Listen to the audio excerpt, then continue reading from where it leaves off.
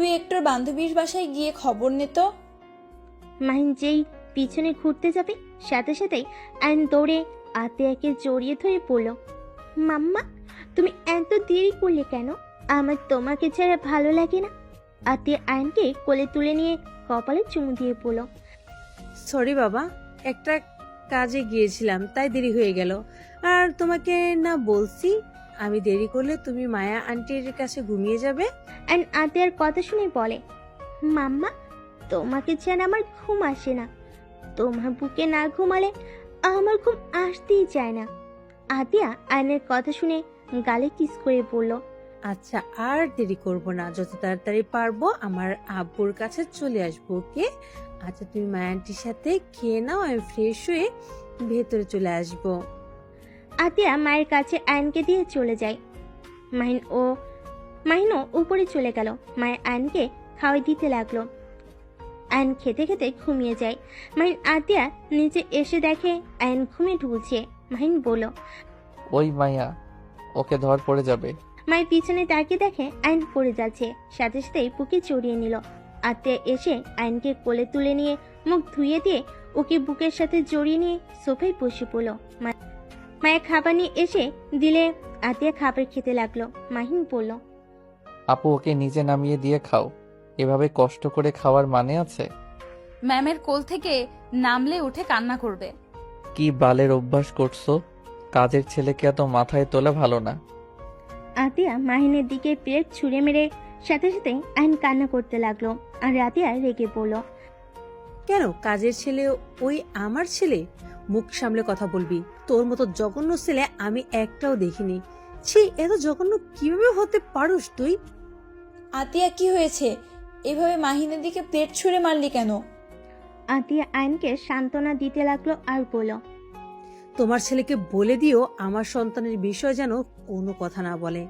আম্মু, আমি কি এমন বলছি? কাজের ছেলেকে নিয়ে এত বাড়াবাড়ি করার মানে বুঝি না। আতিয়া, তোর বাড়াবাড়ি আমার একদম ভালো লাগে না। মাহিন তো ঠিকই বলেছে, তুই তো বাড়াবাড়ি কেন করস? আম্মু চুপ করবে? আমার মাথা বিগড়ে দিও না। ম্যাম শান্ত হন, ওনারা ঠিক বলছে। আয়ান তো একটা কাজের ছেলে। চুপ করো। আতিয়া মায়েকে ধমক দিয়ে আয়নকে নিয়ে চলে গেল। মায়ের ফুলুর পরিষ্কার করতে লাগলো। মাইন খাবার খেয়ে রুমে চলে গেল। 1 মাস পর আতিয়ার বিদায়ের পালা। আয়ন আতিয়াকে জড়িয়ে ধরে কান্না করে বলছে, মাম্মা তুমি আঙ্কেলের সাথে চলে যেও না। মাম্মা আমাকে নিয়ে যাও, আমাকে তুমি ছাড়া কেউ ভালোবাসে না। আয়নের কথাগুলো শুনে সবার চোখে পানি চলে আসে। আতিয়া আয়নকে বুকে জড়িয়ে ধরে পড়ল।